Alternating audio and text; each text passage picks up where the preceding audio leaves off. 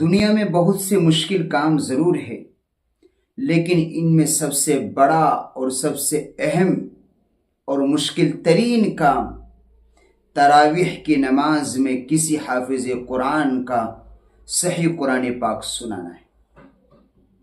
لوگ اس کو معمولی سمجھتے ہیں، یہ اللہ تبارک و تعالیٰ کے فضل اور توفیق کے بغیر نہیں ہو سکتا،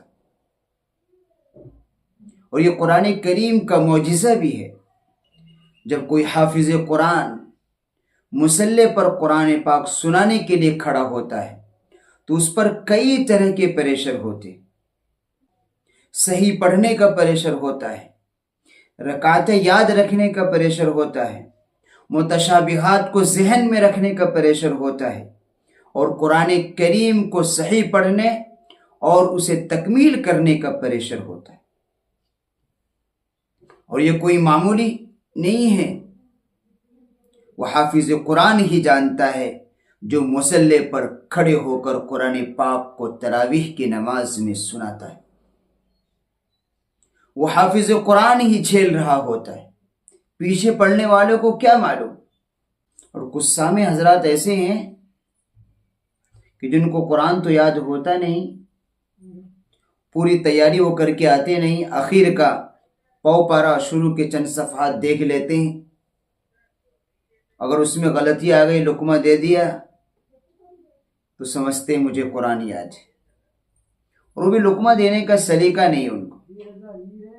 ابھی امام کھڑا ہی ہو رہا ہے، لقمہ دیا جا رہا ہے، ذہن میں امام ترتیب بنا رہا ہے، تھوڑی سی ذرا چند سیکنڈ کی تاخیر ہو رہی ہے تو لقمہ دے دیتا ہے۔ اس سے معلوم ہوتا ہے سامع صاحب کو کتنی جلد بازی ہے۔ میں تو حافظ قرآن سے سنانے والوں سے کہتا ہوں، اگر کوئی آپ کے پیچھے سننے والا ایسی حرکت کرتا ہے تو آپ کہیے ان کو کھڑا ہو کر سنائے، صرف وہ 2 دن سنا کر دکھائے، وہ نہیں سنا سکتے، ان کو ذلت کا سامنا کرنا پڑے گا۔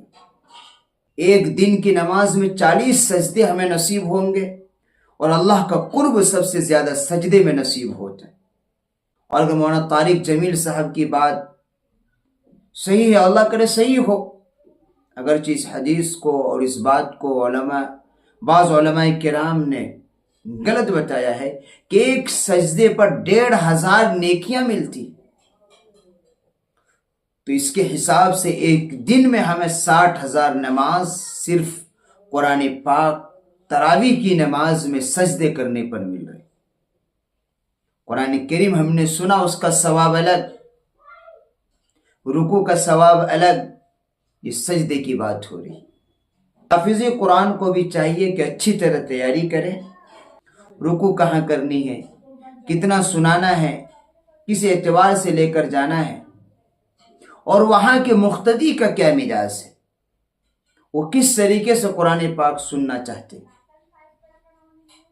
تیز پڑھنے کے سننے کے عادی ہیں، اور تیز پڑھنے میں قرآن کریم کی حروف کی ادائیگی صحیح کر لیتا۔ بعض حفاظ وہ ہوتے ہیں جو تیز پڑھنے میں بھی حروف کی ادائیگی صحیح کر لیتے ہیں، تجوید کی رعایت کرتے ہیں تو ان کے لیے گنجائش ہے۔ اور اگر کہیں کا مقتدی جلد باز ہے، برداشت نہیں ہوتی ہے، تو اس کی رعایت، اس کا خیال ضروری ہے۔